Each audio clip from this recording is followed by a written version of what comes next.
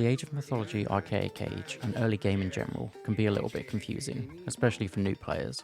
Even if you're following a build order that you found online, the map might not allow you to hit the advanced time from the guide you're following. The aim of this Archaic Age series is to get you to the Classical Age by 5 minutes on almost any land map spawn with all the civs.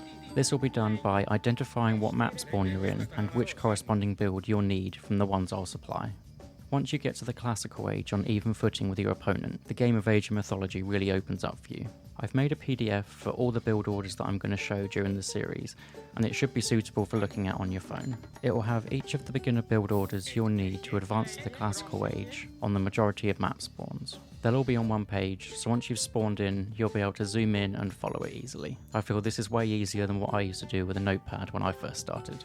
I'm going to give each civ its own video so it can be a little bit more detailed, but before we go through that, it's important to know how to read the map and scout the map, as each spawn is slightly different, and if you follow the wrong build, it might not work out as you expected. There are 4 main types of map spawns, and it's all determined by the amount of hunt in your starting line of sight. I've separated these into high, medium, low, and no hunt. Not all civs will need a different build order for each one of these spawns, so it's important to know how much hunt you'll need for each build. The first kind is the high hunt start. Most build orders you'll find online will follow this high hunt start, but not all maps are like this. This is where you have enough starting hunt in your main base to advance without having to move on to a secondary hunt pack. For these builds that I'll share, you'll need 1,000 food in your starting hunt pack. This 1,000 food can give you up to a 4:45 advance time without needing extra food from any other sources. This is the best map spawn for advance times as there's minimal walking or waiting needed. You can get to the Classical Age with less food in your base, for example 900,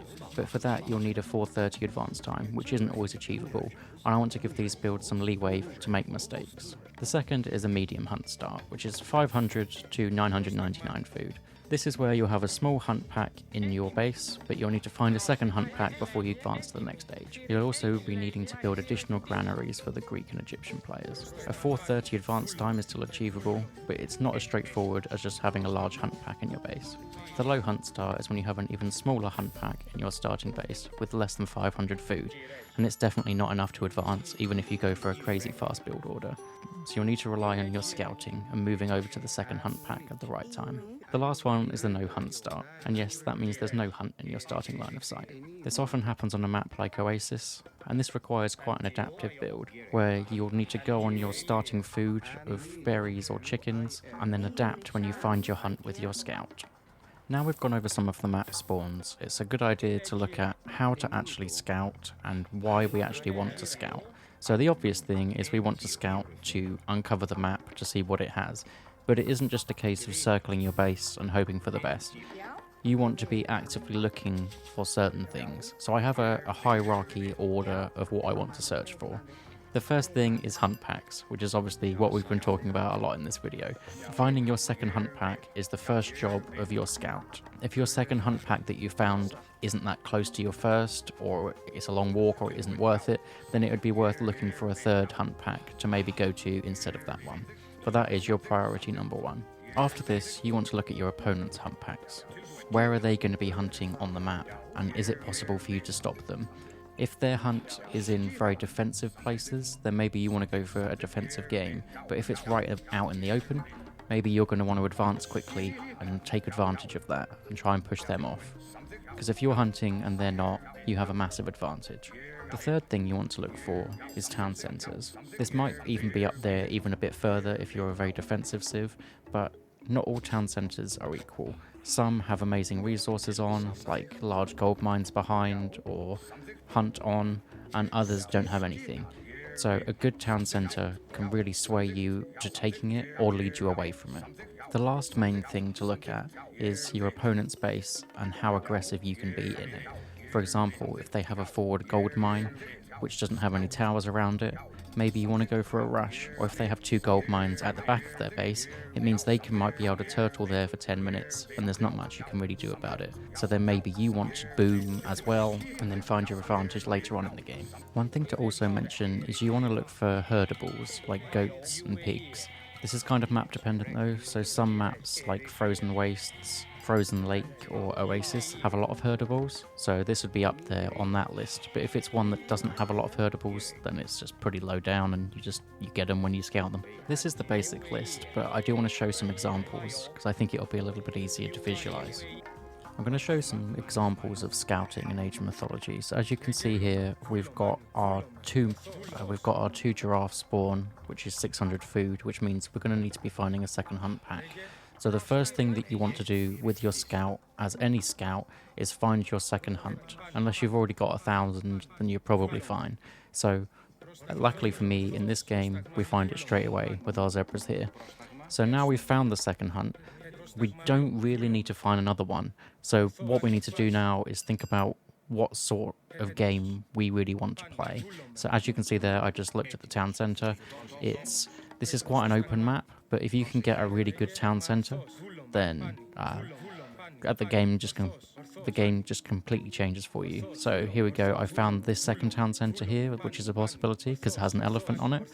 If you can advance quickly, get a second town centre, drag the elephant under, it's just something that your opponent can't really attack until the elephant's all gone. So it's just something really good to look for. I would say hunt first, then town centres. So I've looked at the hunt, I found it. I've also queued up some villagers to go there because I need to do that for my build. And then after that, I've looked at the town centres. After that, I want to see, is it possible to rush the opponent? So as you can see here, I mean, I'm doing it against an easy AI just to show how it works. But what we're doing is we're scouting out his base to see if he has an exposed gold mine or where he will go for his hunt. So I'm just circling his base to see what he's got. Obviously, he had the same hunt start as me, but sometimes the maps screw you. You know, you could have a look anyway. I haven't found his gold mine yet, and the only place I haven't looked is the front. So I'm just assuming that he's going to have an open gold mine. So now this sets me up for what possibly could I go for here. I could go for some kind of rush and some Athena rush to go on the gold mine, or I could go for the town centre and play kind of a more boomy game. This is the AI, but it's against Gaia, so probably a rush is better. Probably a rush is better. As I see the scout here, I just give him a little whack. But now what I'm doing is I'm scouting around for his hunt and his town centres. My scout does go a little bit wayward now, but then I realise what I'm doing and get back to the hunt. So let's go for another example. Here we are with example number 2. So we're going in as Ra on Frozen Wastes. So we get a very good hunt pack to start with, which is on the high hunt list. Egyptians don't need quite 1,000 food because they have the pharaoh or priest empowering. So what do we want from this map? First of all, we're Ra, so town centres are pretty high up on the list. And this is Frozen Wastes, which has a lot of goats on the map. So what we want to do is, again, find a second hunt pack, because that is pretty useful. And we're also looking for goats and a decent town centre. So we will have the priest to empower and the pharaoh to look around. So we find some hunt there. It is aggressive hunt, and walrus can be very aggressive. This is something that I didn't mention actually, because not many scouts are heroes, but as you're using pharaoh to scout, he can just pick relics up straight away. So we find a relic, we just pick it up, doesn't really matter what it is. We see a town centre here. On the first glance, the town centre doesn't look that good, but you just want to have a look around it. The pharaoh has quite good line of sight, which is why you want to scout with him as Ra. And I realised that I actually missed a possible hunt pack there, so I'm doing an extra circle around. When you're Ra, the priest does empower. It isn't as good as the pharaoh, but the pharaoh's scouting can be invaluable, so it's just good to use him. Here we go with another relic, so I'm just checking to make sure that my one's better than that. That's the Fetters of Fenrir, which is a pretty useless relic, apart from against that aggressive hunt. And here we go. We pretty much found the jackpot, and that means that town centre is what we're going to go for. So now we've done our job. When you're Ra, it is a little bit different when you're other civs, because your empowering can be better than your scouting. So once you've found exactly what you need, you just bring the pharaoh back and he can start empowering the granary and move the priest over to help with the gold mine.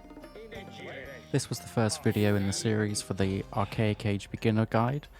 If there's a civ that you'd like to see up first, please let me know.